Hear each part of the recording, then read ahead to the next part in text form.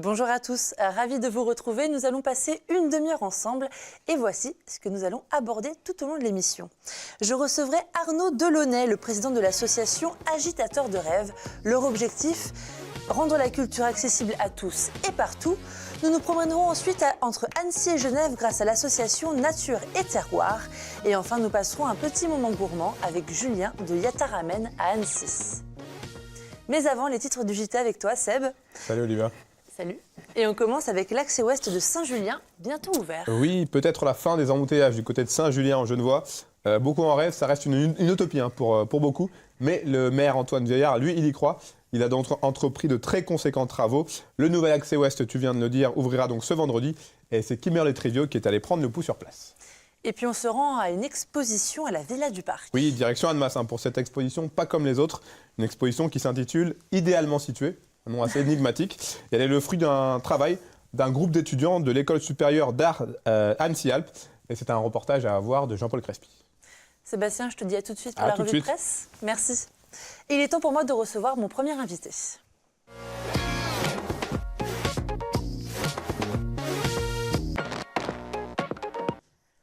Bonjour Arnaud Delaunay, merci d'être sur ce plateau. Vous êtes le président de l'association Agitateurs de rêve. Depuis 2011, je le disais, votre mission est la suivante, rendre la culture accessible à tous et partout. Comment est-ce que c'est possible ? Eh bien, c'est possible en s'en donnant les moyens. C'est-à-dire qu'aujourd'hui, notre association fonctionne un petit peu comme une entreprise, avec des équipes, on va dire, outils, qui réunissent nos 70 bénévoles à l'année au service d'actions. Donc nous avons 3 actions aux Agitateurs de rêve. La première est notre événement phare, on a commencé par ça, le Coup de théâtre. Donc le Coup de théâtre, c'est un festival de théâtre professionnel qui est participatif, qui joue en extérieur, dans des endroits patrimoniaux ou des endroits insolites. Donc ça, c'est la première action que nous avons. La deuxième, ce sont les actions culturelles. C'est-à-dire que ce sont des actions de médiation culturelle dédiées à des personnes de 12 à 25 ans autour du bassin annécien. Donc la médiation culturelle, eh bien, c'est partir d'une création artistique dédiée à un public spécifique pour l'amener vers la culture. Et ensuite, nous avons nos événements festifs et culturels. Ce sont des événements qu'on organise toute l'année, qui nous permettent de fédérer autour de la culture, voilà, de manière un peu plus festive que le reste. Quels sont les principaux freins que vous rencontrez ? Là, on voit vos événements. Quels sont les principaux freins que vous rencontrez ? Eh bien, les principaux freins, c'est essentiellement des freins financiers, puisque notre festival a un coût. Et il faut trouver les finances. Voilà. Sinon, comment est-ce que vous les trouvez ? Alors, nous sommes aidés par les collectivités, de plus en plus, que ce soit de manière financière ou en nature. Mais nous sommes surtout financés à 85% par des fonds privés. Donc, c'est du mécénat d'entreprise, c'est des commerçants, c'est des particuliers qui se joignent, qui croient au projet, qui se joignent à nous. Comment je sais que vous vous rendez par exemple dans des hôpitaux, dans des casernes de pompiers, c'est assez insolite. Comment est-ce que tout ça se met en place et comment est-ce que réagissent les personnes qui vous regardent ? Le public ou les... Le public. Ça se passe plutôt pas mal parce qu'on s'aperçoit que nous, ce qu'on cherche, c'est vraiment la culture pour tous, l'amener là où elle n'est pas pour créer du lien social. Donc l'idée, c'est vraiment de chercher le plus d'endroits possibles qui peuvent nous correspondre pour toucher un public le plus nombreux possible. Voilà, donc ça se passe plutôt pas mal, non seulement par les personnes qui nous accueillent, et aussi par le public qui vient nous découvrir ou qui vient tout simplement découvrir le théâtre ou des endroits d'Annecy qu'ils ne connaissaient pas. Quel est, selon vous, quel est l'état de la culture aujourd'hui en France ? La culture, nous on pense que la culture, vous savez, pour nous on pense que la culture c'est un droit qui devrait être accessible à tous. Donc la culture va comme on veut qu'elle aille, c'est-à-dire qu'il faut se donner les moyens qu'elle aille bien. Et nous c'est ce qu'on fait et on a de très bons retours à ce niveau-là. Comment est-ce que vous trouvez, là vous avez des groupes, comment est-ce que vous vous rencontrez avec ces groupes ? Des groupes de théâtre, par exemple? Alors en fait, nous avons la créatrice de l'association qui s'appelle Maude de Cointet, dont j'ai pris la succession à la présidence, qui est devenue directrice générale artistique du Coup de théâtre. Donc c'est elle qui va en Avignon, qui va rechercher les troupes qu'on peut faire jouer pendant le coup de théâtre par rapport à nos contraintes techniques des lieux qu'on a choisis, que ce soit par exemple la cour du château ou la préfecture ou les Forges de Cran cette année où nous irons. Ah, donc vraiment, vous les trouvez au Festival d'Avignon en fait? En majorité, oui. En majorité. Ouais. Et comment est-ce que le lien se crée? Parce que je suppose qu'aujourd'hui, il y en a qui sont assez connus finalement dans la région. Il y a un lien qui se crée avec le public. Vous avez des gens qui reviennent, qui... Alors, en fait, le public est très varié. Il y a un public de connaisseurs, il y a un public de personnes qui veulent découvrir le théâtre, il y a un public de personnes qui viennent découvrir le château, par exemple, et qui en profitent pour voir la pièce et qui tombent sous le charme du théâtre. Donc, c'est très, très varié à ce niveau-là. Mais le lien se passe très, très bien, puisqu'après les pièces, les comédiens qui ont performé prennent un moment pour échanger avec nos spectateurs. Parce que l'idée du coup de théâtre, c'est vraiment, on pense nous que la culture crée un supplément d'âme chez le spectateur et qui va lui permettre d'échanger plus facilement avec la personne qui est à côté de lui. Et c'est ce qu'on fait après les pièces, puisque là, nous avons un camion guinguette que vous avez vu passer. Voilà, j'allais vous en parler. Le tubache Y. Et après, les personnes peuvent échanger de tout milieu autour du camion. Alors voilà, là, on a cette interview de cette jeune fille avec l'événement Raconte ton quartier. Donc en fait, c'était dans un quartier de Chambéry, si je ne me trompe pas. Non, c'est des quartiers, on a fait tous les quartiers d'Annecy, donc Noveltep, Cran, Sénaux, Métais. L'idée, c'est justement d'amener la culture et intéresser les jeunes. Donc on leur a proposé d'utiliser des appareils photo argentiques. Ils vont prendre en photo leur quartier. Et ensuite, c'est eux-mêmes qui vont choisir 4 photos parmi leurs préférées qu'ils ont développées, qu'on développe dans le camion, et qui vont exposer dans leur quartier. Donc soit dans les mairies, soit dans les montées de leur immeuble. Et d'ailleurs, je vous donne rendez-vous du 25 juin au 8 juillet, puisque nous serons exposés Square des Martyrs, en bas de banlieue. Donc, ces fameuses photos? Ouais. Depuis 2 ans, on fait ça. Il y aura 40 photos et elles sont exposées en extérieur sur des panneaux Square des Martyrs. Voilà, les jeunes des quartiers pourront montrer leur travail. Ils sont très fiers et ils peuvent parce qu'il y a vraiment de très jolis clichés et partager ça avec leur famille et leurs amis et les Annéciens aussi. Voilà, donc le retour, c'est qu'ils sont très fiers d'eux. Oui. Est-ce que ça a déclenché certaines vocations chez certains? Oui, on en a un qui est extrêmement doué, qu'on va faire travailler pendant le coup de théâtre. Et puis, nous avons des jeunes qui souhaitent en savoir plus sur Agitateur de rêve, donc ils vont venir nous rejoindre comme bénévoles ou essayer de prêter la main. Et puis, souvent, ça donne de belles rencontres avec d'autres personnes. Un événement qui vous tient à cœur et qui devra arriver prochainement? Alors là, on vient de faire le barbecue on ice. Et le prochain événement qui nous tient à cœur, c'est le fameux pique-nique en blanc. C'est-à-dire que c'est un grand pique-nique où tout le monde est le bienvenu. Il suffit de s'habiller en blanc, de venir avec son pique-nique, sa boisson. Alors il y a une buvette au profit de l'association et un groupe de musique pour animer la soirée. Et c'est à cette occasion que nous dévoilons le programme du coup de théâtre, l'affiche, et où les bénévoles peuvent s'inscrire quand ils veulent participer au coup de théâtre. Ils peuvent choisir le spectacle ou l'action qu'ils veulent mener. Alors est-ce que j'avais vu 200 adhérents, dont 60 bénévoles? Alors nous avons 70 bénévoles à l'année. 70 bénévoles à l'année? Oui, 200 adhérents. Et pendant le coup de théâtre, nous montons à 200 bénévoles. Qu'on voit en photo d'ailleurs? Voilà, en partie, puisqu'on fait une petite réunion avant le coup de théâtre. Le coup de théâtre, cette année, durera 9 jours. On s'est rajouté 2 jours pour essayer de réunir encore plus de monde. Vous cherchez encore des bénévoles, je suppose? On cherche toujours des bénévoles, on cherche toujours de nouvelles idées, de nouvelles choses. On n'est pas figé. La porte est ouverte à tous. Très bien. Merci beaucoup d'être venu sur ce plateau. Merci. Merci beaucoup. Au revoir. Au revoir. Sébastien revient pour la revue de presse. Rebonsoir. Rebonsoir Sébastien. Et on commence avec les plages du Léman polluées. Oui, une bien mauvaise nouvelle pour l'écologie et pour le lac Léman, puisque des chercheurs de l'Université de Genève ont détecté récemment la présence de déchets toxiques dans des déchets plastiques collectés sur les plages du Léman.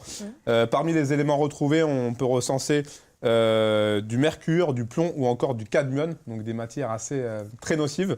Ce qui est encore plus inquiétant, c'est que ces concentrations relevées dépassent le seuil maximum autorisé par la législation européenne. Lors de cette étude, plus de 3000 débris en plastique ont donc ainsi été récoltés sur 12 plages de galets autour du lac Léman. Il faut aussi savoir que ces déchets sont forcément une menace pour la faune qui très souvent mange ces déchets. Et justement, on passe à l'article suivant, ça a un lien. Malheureusement, sans le vouloir, j'ai fait un lien, puisque la Ligue pour la protection des animaux, la LPE, des oiseaux, la LPO vient d'annoncer que le milan royal découvert mort en Savoie au mois de mars dernier avait été empoisonné. Il y a une analyse toxicologique qui a révélé sur l'oiseau la présence d'adicarbe. C'est un produit phytosanitaire qui présente un effet insecticide, donc quelque chose d'assez fort. La LPO rappelle pourtant que ce produit est interdit en France depuis 1998. L'association va donc porter plainte pour destruction d'espèces protégées après utilisation de substances interdites. Rappelons enfin que le milan royal est une espèce très rare, puisqu'en Haute-Savoie, seule une dizaine de couples sont présents. On passe à toi on reste un petit peu malheureusement dans ce domaine de la violence animalière, puisqu'avec un acte cruel, sordide même. Histoire sordide. Donc, un homme de 37 ans a été jugé ce lundi par le tribunal correctionnel d'Albertville. Il a tué son chiot à coups de hache. Bon, il sortait de chez le vétérinaire. Le chiot avait une plaie sans gravité selon le spécialiste. Mais sans succès, il a fini par le tuer. Il voulait l'euthanasier. Il l'a dit au magistrat de façon douce, en expliquant qu'il n'était pas un délinquant. Donc il l'a quand même tué devant son fils de 11 ans. Malgré les menaces de sa femme, je cite, « Si tu tues le chien, tu ne verras plus tes gosses ». Donc l'homme l'a abattu à coups de hache avant de l'enterrer en forêt. Et pendant l'enquête, ça a révélé des choses encore plus graves. C'est que sa femme a révélé, je cite, « J'ai reçu des coups dans le ventre lorsque j'étais enceinte. J'ai perdu 2 fois connaissance. Un de mes fils handicapés était devenu son souffre-douleur. Il l'a enfermé dans un placard et l'a frappé. » Le procureur a requis 18 mois de prison ferme, mais le tribunal a tout de même ordonné une expertise psychiatrique avant de se prononcer définitivement. Une nouvelle audience aura lieu le 24 mai prochain. On va rester dans la note animalière avec une note un peu plus sympathique, une utilisation assez originale de faucons du côté de Chambéry. Effectivement, et on va aller voir cette entreprise la semaine prochaine, les Faucons de Savoie. En fait, c'est un combat qui dure jusqu'à vendredi, qui aura duré 1 mois. Rapace contre Corneille. En fait, la ville de Chambéry a fait appel à l'association pour délocaliser les nuisibles, donc entre autres les corneilles. Alors c'est une version naturelle qui remplace les explosifs, mais les corneilles sont intelligentes et il ne faut jamais venir aux mêmes heures chaque jour. Parfois, elles reconnaissent la camionnette de Tahar que l'on voit juste là sur la photo. Il doit alors se garer un peu plus loin. Donc, on va essayer de vous proposer un reportage dans le JT de la semaine prochaine. Merci beaucoup, Olivia. Merci beaucoup, Seth. Tu reviens avant la fin de l'émission pour le rappel des titres. Et il est temps pour moi de recevoir mon deuxième invité.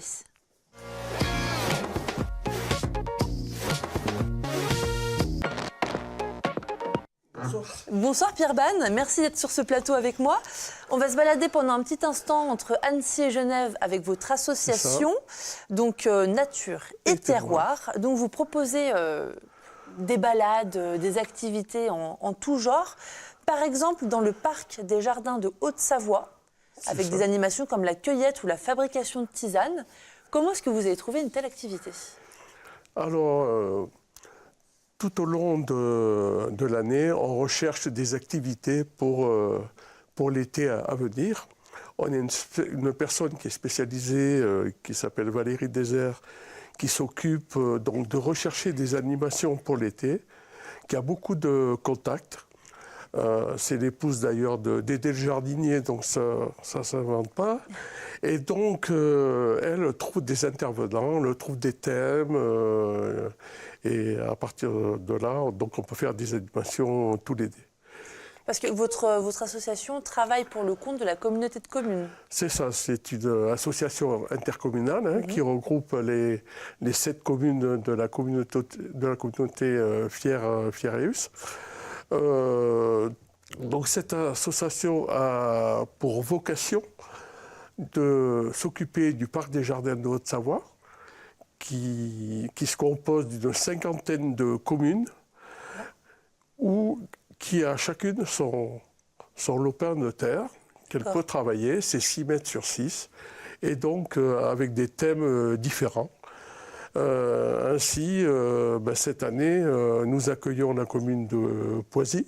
D'accord. Nous accueillons la semaine prochaine la commune de Châtel. Et nous avons des communes qui sont en relation avec le jumelage, c'est-à-dire la commune de Colleumberto en Italie, de Malte qui va venir bientôt, et également des communes bretonnes. C'est simple de gérer vraiment ce terrain intercommunal ? Alors, c'est simple, c'est-à-dire qu'à la création, en 2009, nous devions avoir des bénévoles de chaque commune qui devaient s'investir. Et bon, au fil du temps, c'est vrai que le nombre de bénévoles a un petit peu diminué. Donc vous n'avez pas les bénévoles de tous les Donc toutes les nous communes. n'avons pas les bénévoles de toutes les communes actuellement, mais disons que le travail est fait par les bénévoles actuels qui aiment bien aller gratter dans toutes les parcelles, quoi. Mais donc on fait un appel à bénévoles, tous les bénévoles qui sont intéressés pour venir travailler, gratter la terre au Parc des Jardins de Haute-Savoie, c'est avec plaisir. Alors on va passer à une autre activité que j'ai trouvée assez rigolote, les randonnées connectées. C'est ça. Donc, Ça a du succès? Voilà, nous avons 6 randonnées qui sont connectées avec Mike. Donc on peut se connecter C'est une sur application son mobile, hein. smartphone ou sur sa tablette et pour découvrir tous les 6 randonnées qu'on propose dans la Mandalase, sur la communauté de communes Fieraeus. Est-ce que ça facilite la randonnée d'avoir un mobile avec soi, une application? Ah, mais ça facilite et en même temps qu'on applique et qu'on se met sur la randonnée, on découvre un petit peu les richesses du territoire qui sont notées. Ça peut être par exemple le château de Montrottier, ça peut être le miroir de Faille à Sillingy. Voilà, donc on passe à côté d'endroits où ça peut être aussi des producteurs locaux. On découvre également des produits locaux. Donc vous faites participer aussi les producteurs à toutes ces activités? Voilà, on essaie disons que les produits du terroir, c'est aussi pour nous très important. Voilà. Donc, Vous proposez des activités pour les adultes, les enfants évidemment, soit à VTT, soit à pied, du trail. Je suppose qu'ici c'est un département qui est propice à toutes ces activités? absolument, absolument. D'ailleurs, nous avons organisé il y a 15 jours notre fête un petit peu emblématique qui est tournée vers la nature et l'environnement, où nous proposons du trail, nous proposons de la randonnée pédestre, de la randonnée VTT, et tout autour du lac de la Balme de Sillingy, nous avons des visites des cerisiers, des cerisiers à fleurs d'Asie, qui sont collection nationale, plus visite du Parc des Jardins, et plus nous installons des chalets où nous avons des producteurs locaux, et ainsi que des associations qui sont mises à contribution pour faire de la pêche à la truite, pour tout ce qui est nature-environnement. Voilà. Vous, toutes ces activités, parmi tout ce que vous proposez, parce qu'il y a quand même un certain nombre de choses, Oui. vous avez une activité qui vous tient particulièrement à cœur? Mais écoutez, on va dire qu'elles me tiennent toutes à cœur. Et nous sommes un certain nombre de bénévoles qui œuvront depuis 2009 à la réussite donc, du Parc des Jardins, à la réussite de cette collection nationale de cerisiers, je le répète, qui est unique en France. Il n'y en a qu'une. Nous avons 300 cerisiers. Elle se situe où exactement, cette collection de cerisiers? Alors, ça se situe tout autour du lac, à la Balme de Sillingy. D'ailleurs, n'hésitez pas, en ce moment, c'est en pleine floraison. Nous avons des fleurs blanches, des fleurs roses, rouges, des arbres, des petits, des grands, des touffus. C'est vraiment le moment d'aller voir ces cerisiers à fleurs. Très bien. Eh bien, écoutez, merci beaucoup d'avoir été avec moi sur ce plateau. Avec plaisir. Je vous laisse rejoindre la régie. À bientôt, beaucoup. merci. Au revoir. Au revoir. Et puis, notre dernier invité n'étant pas là, on va faire le rappel des titres avec Sébastien dans quelques secondes. À nouveau, Sébastien. Alors, dans les titres ce soir, dans le JT qui a lieu dans une dizaine de minutes à peu près, l'accès ouest de Saint-Julien bientôt ouvert. Normal, ce rond-point Oui. connaît d'importants bouchons. Alors, on a eu un souci technique, On a un souci. mais vas-y, tu peux y aller. Peut-être la fin des embouteillages du côté de Saint-Julien-en-Genevois. Cela reste pour beaucoup une utopie, mais le maire Antoine Veillard, lui, il croit à la fin de ces embouteillages. Il y a donc de gros travaux qui ont été entrepris et donc le nouvel accès ouest va ouvrir ce vendredi aux automobilistes. Il est attendu par beaucoup de monde Et on verra avec Kimberly Trivio, savoir si ça va signifier quelque chose. Elle est sur place pour prendre le pouls. Et puis ensuite, on se rend avec Jean-Paul Crespi à la Villa du Parc. Puis direction Annemasse pour une exposition assez étonnante, avec un nom étonnant. L'exposition s'appelle Idéalement située, c'est un programme. Et elle est le fruit d'un travail d'un groupe d'étudiants de l'école supérieure d'art Annecy-Alpes. Donc c'est du côté d'Annemasse et c'est Jean-Paul Crespi qui est allé voir cette exposition qui nous fera une petite visite. Et justement, pour aller à la fin de cette émission, on regarde la série de reportages de Jean-Paul Crespi de la semaine dernière. Et puis moi, je vous dis à demain, 18h pour une nouvelle émission. Et n'oubliez pas, dans 10 minutes, c'est Sébastien Germain que vous retrouvez pour vos informations. À demain, très belle soirée. Dans l'atelier artisanal, la forge est toujours présente pour donner vie au métal car la ferronnerie d'art de style exige l'utilisation de techniques ancestrales. Mais dans cette entreprise créée en 2004, l'histoire enrichit le présent pour explorer d'autres horizons architecturaux. Pour la création et la fabrication d'ouvrages haut de gamme et de luxe, un esprit moderne, vivant et minimaliste guide aujourd'hui les compagnons. Le métier il conserve sa vocation première.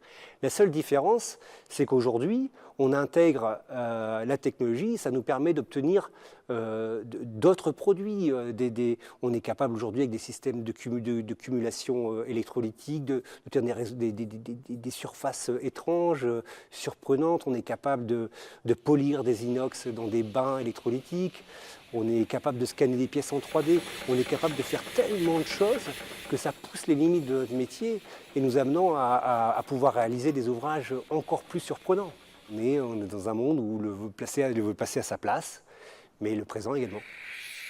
Les matériaux tels que l'acier, le laiton, le cuivre, le zinc spécialisé sont mis en œuvre pour répondre aux exigences des architectes, des artistes et des décorateurs. Les études sont réalisées sur la base d'un dessin d'art qui sera ensuite reproduit taille réelle pour exécution. Toutes les structures ainsi que les escaliers sont quant à eux développés en 3D pour en accroître la technicité. Alors, comparé à certains aspects du métier, de serrurerie générale, d'offres publiques ou de choses comme ça, on est complètement ailleurs. Le temps qu'on a pour réaliser des pièces, dans la qualité des finitions qu'on peut prendre le temps de fournir, ce genre de choses-là, on est ailleurs. La forge, elle existe et on l'adore. Parce que la forge, en fait, compte, elle donne vie à la matière. Elle donne de la texture, elle donne de la chaleur. Et l'émotion, elle permet de communiquer de l'émotion, puisqu'au final, c'est quand même la finalité de nos métiers. C'est d'être capable, par l'artisanat, par le travail de la main, de réussir à communiquer une émotion à travers la matière. L'entreprise bénéficie du label Entreprise du patrimoine vivant. Un label qui récompense aujourd'hui plus de 1340 entreprises françaises pour l'originalité, les compétences et la rareté de leur activité. En 2017, l'atelier a collaboré à plusieurs projets très ambitieux, notamment avec Philippe Starck. Coutelier d'art, Charles Roulin exécute depuis plus de 30 ans dans son petit atelier installé à Bernex des pièces uniques, des couteaux d'exception, expression manuelle d'une passion née d'un hasard de la vie. Gravés puis sculptés dans la masse de l'acier, tous ces couteaux sont des pièces uniques. Un travail précis, une taille du métal, une taille longue et délicate. Un enlèvement de la matière sans possibilité de repentir, car il proscrit la soudure et le rajout. Quand je fais un couteau, j'aime qu'il soit un peu comme une bande dessinée. On peut retrouver une histoire. Je sculpte dans la masse d'acier comme un sculpteur taille son morceau de marbre, à part que l'échelle est différente, comme les éléphants. Je veux qu'ils soient dans leur volume, dans leur vrai volume. Hein. Si je les fais plus gros, ils vont être plats. Et puis j'aime pas. Je suis assez puriste dans ce genre-là. Là, j'ai entrepris ce couteau pour mon client chinois. Et pour moi, c'est un réel défi parce que les dragons chinois, ils sont complexes. Hein. Mais je sais que j'y arriverai. Ce travail de sculpture demande un outillage spécialisé, de la loupe binoculaire en passant par une quantité de lime, de rifloirs d'horloger à un nombre incroyable de fraises tungstène ou diamantées, sans compter les outils spéciaux. Chaque couteau demande 2 à 3 mois d'un travail quotidien et méthodique. Une sorte d'aboutissement de ce que mes parents m'ont légué,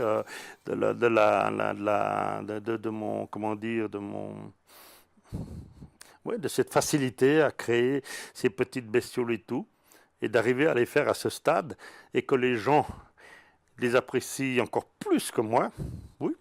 Je ne sais pas si c'est de la fierté. Bon, si c'en est, ben, c'est pas plus mal, hein, parce que je crois que je peux être fier de faire ça. Charles Roulin ne fabrique que 5 à 6 couteaux pliants et une dizaine de couteaux droits par an.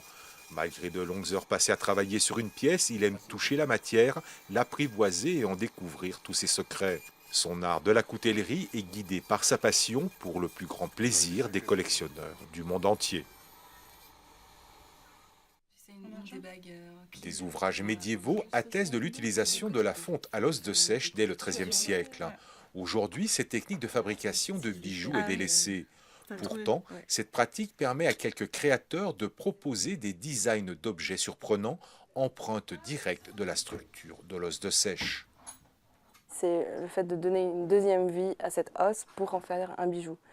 Et dans mon travail, en fait, j'utilise énormément la transformation, que ce soit en prenant des couverts et les transformant en bijoux ou d'autres choses. Mais là, je trouve qu'avec cette technique, on arrive en fait à transformer cet os mort pour en faire vraiment le nid du bijou qui va naître. Donc c'est pour ça que je parle de poésie. L'intérêt de cette technique réside dans la facilité de réalisation du moule. L'os de sèche est coupé en deux puis poncé afin d'obtenir 2 surfaces planes dans lesquelles vient se reproduire le bijou par compression. Cette étape franchie, le métal d'argent en fusion est coulé et il prend la forme du négatif inscrit dans l'os. Chaque pièce est unique parce que chaque os est unique, comme chaque individu est unique. Et donc c'est là où on arrive à avoir à chaque fonte, à chaque découverte, des aspérités, des reliefs différents. C'est une opportunité parce que l'os, en fait, il va nous permettre d'expérimenter ce matériau et d'autres en le mettant en confrontation avec le métal. Mais quand on est designer, l'erreur est importante de pouvoir rebondir avec les surprises qu'on aura. Par passion et dévotion à cette technique, ce savoir-faire ancestral a été préservé jusqu'à nos jours. Aujourd'hui, il reprend vie pour servir des artisans soucieux de s'affranchir de certaines barrières. Une fonte à l'os de sèche pour décliner dans le métal hasard et poésie.